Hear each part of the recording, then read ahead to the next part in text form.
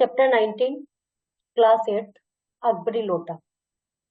प्रस्तुत हास्य कथा हिंदी के प्रसिद्ध साहित्यकार अन्नपूर्णानंद वर्मा द्वारा रचित है। इस हास्य कथा के माध्यम से लेखक ने बताया है कि जीवन में कभी कभी ऐसी स्थिति बन जाती है कि दुख के बीच में हंसी के क्षण उभर आते हैं। ये क्षण हमारे लिए अनमोल होते हैं। इन्हें जितनी बार याद करो उतनी बार ही हमारे चेहरे पर मुस्कान आ जाती है। ऐसे ही एक हास्यपद अनुभव को प्रस्तुत पाठ के माध्यम से लेखक हमारे साथ बांटना चाहता है। लाला झाऊलाल को खाने पीने की कमी नहीं थी। काशी के ठठेरी बाजार में मकान था। नीचे की दुकानों में 100 रुपए मासिक के करीब किराया उतर आता था। मतलब किराए पे दुकानें दे रखी थी और वैसे भी अच्छे खासे थे, पैसा वैसा ठीक था, अच्छा खाते थे, अच्छा पहनते थे। लेकिन 250 रुपए तो एक साथ आंख सेकने के लिए भी ना मिलते थे। इसलिए जब उनकी पत्नी ने एक दिन एकाएक 250 रुपए की मांग की तो उनका जी एक बार जोर से सनसनाया, फिर बैठ गया। तो उन्हें बड़ा भारी लगा 250 रुपए देना। उनकी यह दशा देखकर, डरिए मत, आप नहीं दे सकते, तुम अपने भाई से मांग लो, पत्नी ने भी कह दिया साथ के साथ। लाला झाऊलाल तिलमिला उठे। उन्होंने रोब के साथ कहा, अजी हटो, 250 रुपए भी क्या भाई से मांगोगी? ले लेना मुझसे, लेकिन इस मुझे जिंदगी में चाहिए। पत्नी ने कहा, भी ऐसे नहीं कहे कि ले लेना, पता नहीं कब के कब दोगे, मुझे इसी जिंदगी में चाहिए। अजी इसी सप्ताह ले लेना। सप्ताह से आपका तात्पर्य 7 दिन से है या 7 वर्ष से? तो लाला झाऊलाल ने रोब के साथ खड़े होते हुए कहा, आज से 7वें दिन मुझसे 250 रुपए ले लो। लेकिन जब 4 दिन जो तो में ही बीत गए और रुपए का कोई प्रबंध ना हो सका तो उन्हें चिंता होने लगी। प्रश्न प्रतिष्ठा का था। अपने ही घर में अपनी ही साख का था। देने का पक्का वादा करके अगर अब दे न सके तो मन में वह क्या सोचेगी? उनकी नजरों में क्या मूल्य रह जाएगा? अपनी वाहवाही के लिए सैकड़ों गाथाएं सुना चुके हैं गाथाएं अपनी वाइफ को शेखी बगाने में बहुत सारी बातें बताते रहते हैं। और यह है कि अपनी शान भी दिखानी जरूरी है, टशन भी दिखानी जरूरी है, साफ साफ बता नहीं सकते वाइफ को। अब जो एक काम पड़ा तो चारों खाने चीत हो रहे हैं। ये पहली बार मुझसे खोलकर कुछ रुपए का सवाल किया है और उन्हें ये भी पता था भाई पहली बार ही मांगे इसने। इस समय अगर दुम दबाकर निकल भागते तो फिर उसे क्या मुंह दिखाएंगे। खैर एक दिन और बीता। 5वें दिन पंडित बिलवासी मिश्र को अपनी विपदा सुनाई। बिलवासी मिश्र एक व्यक्ति थे, इनके फ्रेंड थे। संयोग कुछ ऐसा बिगड़ा था कि बिलवासी जो उस समय बिल्कुल सुख थे, सुख खुक अच्छा खुक, मतलब पैसा नहीं था उनके पास भी कुछ। उन्होंने कहा, मेरे पास तो है तो नहीं, पर मैं कहीं से मांग जांच कर लाने की कोशिश करूंगा और मिल गया तो कल शाम को तुमसे मकान पर मिलूं। तुमने कह दिया मैं कर दूंगा इसमें। वही शाम आज थी, हफ्ते का दिन था। कल 250 रुपए या तो गिन देना है या सारी हैकड़ी से हाथ धोना है। यह सच है कि कल रुपया ना आने पर उनकी स्त्री उन्हें डामल फांसी न कर देगी, मतलब ऐसा तो है नहीं फांसी पे चढ़ा देगी, पे मार ही देगी, पैसे नहीं मिलेंगे तो केवल मजाक उड़ा लेगी। पर वह कैसी हंसी होगी कि अपना माँ से झाऊलाल में मरोड़ पैदा हो जाती थी। ये चीज उन्हें मतलब बिल्कुल बर्दाश्त नहीं थी कि बेइज्जती हो जाए। आज शाम को पंडित बिलवासी मिश्र को आना था। न आए या कहीं से रुपए का प्रबंध वे न कर सके। इसी उधेड़ बुन में लाला झाऊलाल छत पर टहल रहे थे। कुछ प्यास मालूम हुई। नौकर को आवाज दी। नौकर नहीं था। खुद उनकी पत्नी पानी लेकर आ गई। वह पानी तो जरूर लाई पर गिलास लाना भूल गई। केवल लोटे के में पानी लिए वह प्रकट हो गई। लोटा भी संयोग से वह जो अपनी बेढंगी सूरत के कारण लाला झाऊलाल को सदा से नापसंद था। जिस लोटे में पानी लाई उन्हें पसंद नहीं था, परंतु था तो नया, 1-2 साल का ही बना। पर कुछ ऐसी गढ़न उस लोटे की थी कि उसका बाप डमरू माँ चिलम रही है। अच्छा, मतलब ये था कि लोटा था तो नहीं, ऐसा तो नहीं था कि पुराना था टूटा फूटा था लेकिन बाप डमरू, डमरू कुछ तो डमरू की शेप का था, कुछ चिलम की शेप का था। चिलम नीचे से वो नहीं, नीचे से पतली और ऊपर से ऐसे कटोरे की भांति होती थी। तो इस तरह से उन्होंने उसका लोटे का वर्णन किया है। लाला ने लोटा लिया, बोले कुछ नहीं। अपनी पत्नी को अदब मानते थे, मानना ही चाहिए, इसी को सभ्यता कहते हैं। जो अपनी पत्नी का ना हुआ वह पति कैसा। फिर उन्होंने यह भी सोचा कि लोटे में पानी दे तब भी गनीमत है। अगर चूं कर देता हूँ तो बाल्टी में भोजन मिलेगा, तब क्या करूंगा, फिर तो चुपचाप ही रहने में फायदा है। लाला अपना गुस्सा पीकर पीने लगे। उसी समय छत के मुंडेर के पास ही खड़े थे जिन बुजुर्गों ने पानी पीने के संबंध में नियम बनाए थे कि खड़े खड़े पानी ना पियो, सोते समय पानी ना पियो, दौड़ने के बाद पानी ना पियो। उन्हें पता नहीं कभी यह नियम भी बनाया है कि नहीं कि छत के मुंडेर के पास खड़े होकर पानी ना पियो, मतलब छत के मुंडेर के पास खड़े होकर पी रहे थे। और ऐसा कहते हैं, अभी भी कहते हैं कि खड़े होकर पानी नहीं पीना चाहिए, स्पेशली जिनको घुटने में दर्द की प्रॉब्लम रहती है उनको ये कहा जाता है कि खड़े होकर पानी नहीं पीना चाहिए, और दौड़ने के बाद नहीं पीना चाहिए, सोते समय नहीं पीना चाहिए। तो पता नहीं ये भी कहा था कि नहीं कि मुंडेर के पास नहीं खड़ा। जान पड़ता है कि इस महत्वपूर्ण विषय पर उन लोगों ने कुछ नहीं कहा, मतलब इन्होंने ऐसा कुछ सुना नहीं। जैसे पिछले चैप्टर में हमने पढ़ा था, ये कहते थे यदि बिल्ली मर जाती तो सोने की बनवा के देनी पड़ेगी। तो ऐसी ही कहानी कोई हुई होगी जिससे यही चर्चा फैल गई कि भाई बिल्ली मर जाएगी तो सोने की बनवानी देनी पड़ेगी। लाला झाऊ लाल ने मुश्किल से 2 घूंट ही पिए होंगे, न जाने कैसे उनका हाथ हिल उठा और लोटा हाथ से छूट गया। लोटे ना दाएं देखा ना बाएं में नीचे गली की ओर चला पड़ा। अपने वेग में उल्का को लजाता हुआ आंखों से ओझल हो गया। किसी जमाने में न्यूटन नाम के किसी खुराफाती ने पृथ्वी की आकर्षण शक्ति नाम की चीज इजाद की थी। कहना ना होगा इससे यह सारी शक्ति इस लोटे के पक्ष में थी। मतलब कहते हैं ना, न्यूटन ने वो पेड़ के नीचे सो रहे थे तो ऊपर से एक पेड़ गिरा, वो सॉरी आम गिरा, उनके ऊपर आके गिरा, सेब का या जो भी कहानी थी। तो उससे उन्होंने सिद्ध किया कि हर चीज पृथ्वी की ओर जाती है, उसको गुरुत्वाकर्षण शक्ति कहते हैं। तो ये इनका कहना है, इस कहानी में लिखा है कि सारी शक्ति उसके पक्ष में थी, उसको अपनी ओर खींच रही थी। लाला को काटो तो बदन में खून नहीं, ऐसी चलती हुई गली में ऊंचे तिमंजरे से भरे लोटे का गिरना हंसी खेल नहीं। मतलब लाला को तो डर लग गया, भाई किसी के लग जाएगा तो क्या होगा, कोई चीज गिर जाती है तो ऐसे डर लग जाता है ना, किसी के लग गया तो क्या होगा। यह लोटा न जाने किस अनधिकारी के झोपड़ पर काशीवास का संदेश लेकर पहुंचेगा। कुछ ऐसा ही हुआ। गली में जोर का हल्ला उठा। लालू झाऊलाल तब तक दौड़कर नीचे उतरे, तब तक भारी भीड़ उनके आंगन में घुस आई। लोग बाग उनके घर में घुस गए। लाला झाऊलाल ने देखा इस भीड़ में एक प्रधान पात्र अंग्रेज है जो नक्शिक से भीगा हुआ है और अपने एक पैर को हाथ से फैलाता हुआ दूसरे पैर से नाच रहा है। पूरा भीग रहा है क्योंकि लोटे में पानी था और लोटा उसके लगा भी है, तो दूसरे पैर से ऐसे ऐसे कर रहा। उसी के पास अपराधी लोटे को भी देखकर लाला झाऊ लाल जी ने फौरन दो और जोड़कर स्थिति को समझ लिया। दौड़ दो जोड़कर स्थिति को समझ लिया। वो समझ गए कि भाई इसके लोटा लग गया है, अब ये मेरे से लड़ेगा, अब होएगा यहाँ पर ड्रामा। गिरने के पूर्व लोटा एक दुकान के साइबान से टकराया। वहां टकराकर दुकान पर खड़े उस अंग्रेज का उसने सांगो पांग स्नान कराया, फिर उसी के बूट पर आ गया। उससे टकराया दुकान के जो लगे रहता है ऐसे रेलिंग सी, फिर उसके ऊपर गिरा, उसके ऊपर पानी, उसको स्नान करवाया, नहलाया, फिर उसके जूते पर गिरा। उस अंग्रेज को जब मालूम हुआ कि लाला झाऊलाल ही उस लोटे के मालिक है, तो उसने केवल एक काम किया, अपने मुंह को खुला छोड़ दिया। लाला झाऊलाल को आज ही ये मालूम हुआ अंग्रेजी भाषा में गालियों का ऐसा प्रकांड कोश है। अब उस अंग्रेज को पता चल गया, अभी तक तो ये लगता है कि पता नहीं कहाँ से आ गया, ये सोचा, उसे पता चल गया यहाँ से गिरा है और यहाँ आदमी खड़ा था। वो उसने गालियां देनी शुरू की इंग्लिश भाषा में। इसी समय पंडित बिलवासी मिश्र भीड़ को चीरते हुए आंगन में आते दिखाई पड़े। उन्होंने आते ही पहला काम यह किया कि उस अंग्रेज को छोड़कर जितने भी आदमी आंगन में घुसे थे सबको बाहर निकाल दिया। वो मिश्र जी आ गए। आंगन में कुर्सी रखकर उन्होंने साहब से कहा, आपके पैर में शायद कुछ चोट आई है, आप आराम से कुर्सी पर बैठ। साहब बिलवासी जी को धन्यवाद देते हुए बैठ गए। लाला झाऊलाल को इशारा करके बोले, आप इस शख्स को जानते हैं? बिल्कुल नहीं, मैं ऐसे आदमी को जानना भी नहीं चाहता जो निरी राह चलतो पर लोटे के वार करे, ये बोला उन्होंने। मेरी समझ में he is a dangerous lunatic, यह एक खतरनाक पागल है।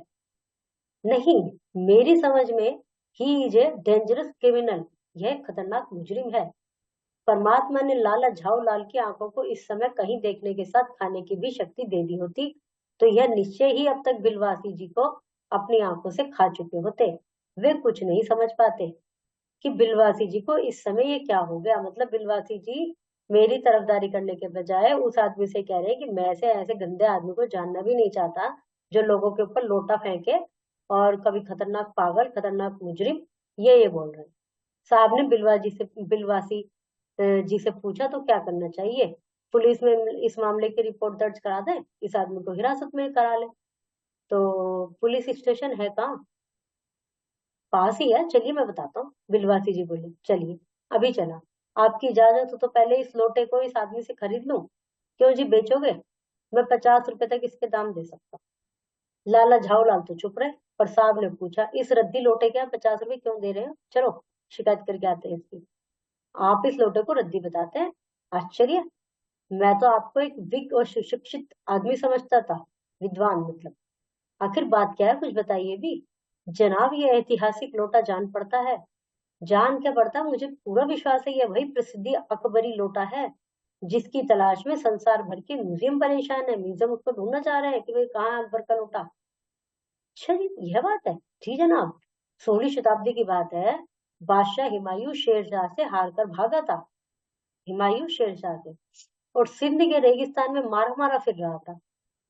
फिर अवसर पर प्यास से उसकी जान निकली जा रही थी। उसी समय एक ब्राह्मण ने इसी लोटे से पानी पिलाकर उसकी जान बचाई। तो मतलब जगह का नाम बताया इन्होंने, सिंध, कि भी वो बड़ा प्यास के मारे मरा जा रहा था। फिर एक ब्राह्मण ने इस लोटे से उसकी जान बचाई। हुमायूं के बाद अकबर ने इस ब्राह्मण का पता लगाकर उससे इस लोटे को ले लिया और इसके बदले में उसी प्रकार के 10 सोने के लोटे प्रदान किए। तो अब हुमायूं के बाद अकबर, जो उनका गद्दी पर बैठा था, उसने ब्राह्मण का पता लगाया, भाई मेरे पिताजी की जान बचाई थी फलाने ने, उससे ढूंढू कि ये अच्छा इस लोटे से बचाई थी, ये लोटा प्लीज मुझे दे दो, इसके बदले में आप 10 सोने के लोटे ले लो। यह लोटा सम्राट अकबर को बहुत प्यारा था, इसी के नाम पर इसका अकबरी लोटा पड़ा। वह बराबर इसी से वजू करते थे। सन 57 तक इसके शाही घरानों में रहने का पता है, पर इसके बाद लापता हो गया। कलकत्ता के म्यूजियम में इसका प्लास्टर का मॉडल रखा हुआ, पता नहीं यह लोटा इस आदमी के पास कैसे आया। कलकत्ता के म्यूजियम में इसका वो रखा है मॉडल, जिसके ऊपर इसको टेकना है। धनी सा आदमी के पास कहां से आ गया? म्यूजियम वालों को पता चले कि फैंसी दाम देकर इसे खरीद के ले जाएंगे। यदि उन्हें पता चल गया ना कि ये वो वाला लोटा है, ले जाएंगे वो इसे। इसका विवरण सुनते ही साहब की आंखों पर लोभ और आश्चर्य का ऐसा प्रभाव पड़ा कि वह कोड़ी के आकार से बढ़कर पकौड़ी के आकार की हो गई। कोड़ी मतलब छोटी, और पकौड़ी बड़ी। उसने बिलवासी से पूछा, तो आप इस लोटे का क्या करोगे? मुझे पुरानी और ऐतिहासिक चीजों को संग्रह करने का शौक है। जिस समय लोटा मेरे ऊपर गिरा था, उस समय मैं यही कर रहा था। उस दुकान से पीतल की कुछ मूर्तियां खरीद रहा था। इसने कहा कि मैं उस दुकान से पीतल की मूर्ति खरीद रहा था। अंग्रेज ने कहा, ये बात जो कुछ हो, लोटा तो मैं ही खरीदूंगा। वाह, आप कैसे खरीदेंगे? मैं खरीदूंगा इस लोटे को, इस पर मेरा हक है। हक है? जरूर हक है। यह बताइए, उस लोटे के पानी से आपने स्नान किया है? मैंने। लोटे के पानी से स्नान उसने किया, अंग्रेज ने जिसके ऊपर गिरा था। आपने? वह आपके पैरों पर गिरा है? मेरे? आपके? अंगूठा उसने आपका भुरता किया? मेरा? आपका? इसलिए उसे खरीदने का मेरा हक है। वो अंग्रेजी बोले, यह सब बकवास है। दाम लगाइए, जो अधिक दाम दे रहा है वही से ले जाए, यही सही है। आप इसके 50 रुपए दाम लगा रहे हैं, मैं 100 दे रहा हूँ। नहीं, मैं तो 150 दूंगा। तो मैं 200 दे रहा हूँ। अजी, मैं 250 दूंगा। यह कहकर बिलवासी जी ने 250 के नोट लाला झाऊ लाल के आगे फेंक दिए। साहब को भी ताव आ गया, उन्होंने कहा, आप 250 दे रहे हैं, मैं 500 देता हूँ। चलिए अब। बिलवासी जी को अफसोस के साथ अपने रुपए उठाने लगे, माना अपनी आशाओं की लाश उठा रहे हो। साहब के ओर देखकर उन्होंने कहा, लोटा आपका हुआ, ले जाइए, मेरे पास 250 से ज्यादा नहीं। अंग्रेज ने झपट कर लोटा ले लिया। अब मैं हंसता हुआ अपने देश लौटूंगा। मेजर डगलस की डींग सुनते सुनते मेरे कान पक गए हैं। मेजर डगलस कौन? मेजर डगलस मेरे पड़ोसी हैं। पुरानी चीजों के संग्रह करने में उनकी होड़ लगी रहती है। गत वर्ष वे हिंदुस्तान आए थे, यहाँ से जहांगीरी अंडा ले गए थे। जहांगीरी अंडा? हाँ, जहांगीरी अंडा। मेजर डगलस ने समझ रखा है, हिंदुस्तान से वे ही अच्छी चीज ला सकते हैं। मतलब मेजर डगलस जो है हिंदुस्तान से कुछ लेके गए होंगे। पर ये जहांगीरी अंडा है क्या? आप जानते होंगे कि एक कबूतर ने नूरजहां से जहांगीर का प्रेम करवाया था। जहांगीर के पूछने पर कि मेरा एक कबूतर तुमने कैसे उड़ जाने दिया, नूरजहां ने उसके दूसरे कबूतर को उड़ाकर बता दिया था। मतलब एक कबूतर ने नूरजहां और जहांगीर का प्रेम करवाया था। अब जहांगीर ने पूछा कि भाई एक कबूतर कहाँ उड़ गया मेरा? तो कैसे उड़ गया, ऐसे कैसे उड़ गया? नूरजहां ने दूसरा कबूतर भी उड़ा दिया, कैसे उड़ गया? उसके भोलेपन से जहांगीर दिलो जान से निछावर हो गए। उसी क्षण से उसने अपने आप को नूरजहां के हाथ कर दिया। कबूतर का यह एहसान वह नहीं भूला। उसने उसके एक अंडे को बड़े जतन से रखा। एक बिलोर की हांडी में वह उसके सामने टंगा रहा। बाद में वही अंडा जहांगीरी नाम से प्रसिद्ध हुआ। उसी को मेजर डगलस ने पिछले साल दिल्ली में एक मुसलमान सज्जन से 300 रुपए में खरीदा। अच्छा, यह बात है। हाँ, पर अब मेरे आगे दूने की नहीं ले सकते। मेरा अकबरी लोटा उनके जहांगीरी अंडे से भी एक पुश्त पुराना है। इस रिश्ते से तो आपका लोटा उस अंडे का बाप हुआ। साहब ने लाला झाऊलाल को 500 रुपए देकर अपनी राह ली। लाला झाऊलाल का चेहरा इस समय देखते बनता था। जान पड़ता था कि उनके मुंह पर 6 दिन की बढ़ी हुई दाढ़ी का एक एक बाल मारे प्रसन्नता से लहरा रहा है। उन्होंने पूछा, बिलवासी जी, मेरे लिए 250 रुपए घर से लेकर आए, पर आपके पास तो थे ही नहीं।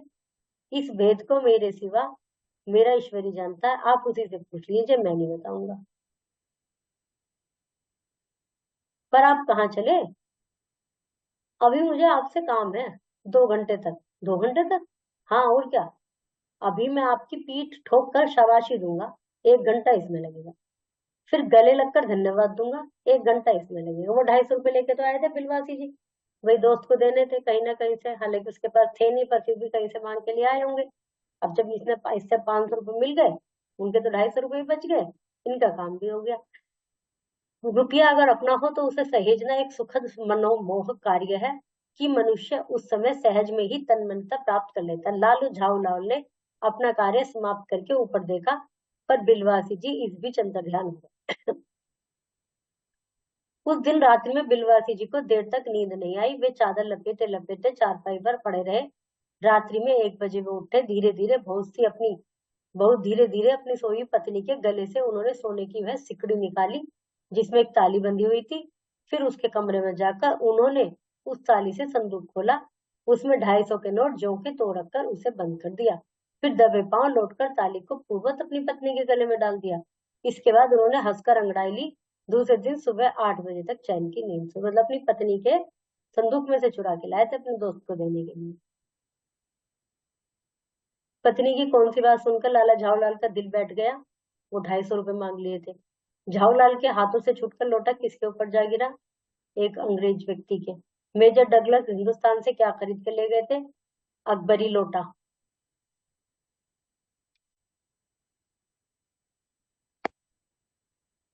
झाऊलाल की पत्नी ने उनसे कितने रुपए की मांग की थी? 250 रुपए की। लाला झाऊलाल अपनी दुकानों से कितना रुपए मासिक प्राप्त करते थे? 150 रुपए। झाऊलाल ने किससे 250 रुपए की व्यवस्था करने को कहा? पंडित बिलवासी मिश्र से। झाऊलाल की पत्नी ने उन्हें पानी लोटे में दिया। लोटा झाऊलाल के हाथ से छुटकर अंग्रेज व्यक्ति के सिर पर। साहब को भी ताव आ गया। उसने, अजय आप 250 देते हैं तो मैं 500 दे देता हूँ। फिल इन द ब्लैंक्स, ये सब एक्सरसाइजेस। विशेषण विशेष्य का मिलान कीजिए। विशेषण वो होते हैं जो विशेषता बताते हैं, विशेष्य वो होते हैं जिसकी विशेषता बताई जाती है। जैसे 250 रुपए, प्रसिद्ध पुरानी मूर्तियां, खतरनाक मुजरिम, प्रसिद्ध अकबरी लोटा। शब्दों के मेल के समय स्वर संधि स्वर संबंधी परिवर्तन हो तो उसे स्वर संधि कहते हैं। जैसे रविंद्र, रवि प्लस इंद्र, तो बड़ी की दोनों ई के मिलने से ये छोटी ई और ये भी छोटी ई, तो इनके मिलने से बड़ी ई बन गई, रविंद्र बन गया। हिम प्लस आल्य, हिम प्लस आल्य, ए, हिम। जैसे वो करते हैं ना स्वर विच्छेदन, तो उसमें हम ऐसे करेंगे, है प्लस छोटी ई प्लस मैं प्लस ए। तो यहाँ तो हो गया लास्ट में ए, और यहाँ है आल्य, तो ए प्लस आ का डंडा। वाचनाल्य, ल्य, वाचनाल्य, तो ए प्लस आ। सदैव, ए प्लस एव, मात्रा है ना, एव प्लस ए, बड़ा है सदैव। शब्दों की संधि विच्छेद कीजिए। राज प्लस ऋषि,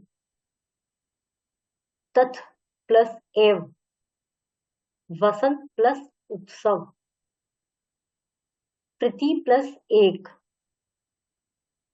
इस कहानी में लेखक ने जगह जगह पर सीधी बात न कहकर रोचक मुहावरों, उदाहरणों आदि के द्वारा कहकर अपनी बात को अधिक रोचक बना दिया है। कहानी में से वाक्य चुनकर लिखिए जो आपको अधिक रोचक लगे और इसका नाट्य रूपांतरण कीजिए।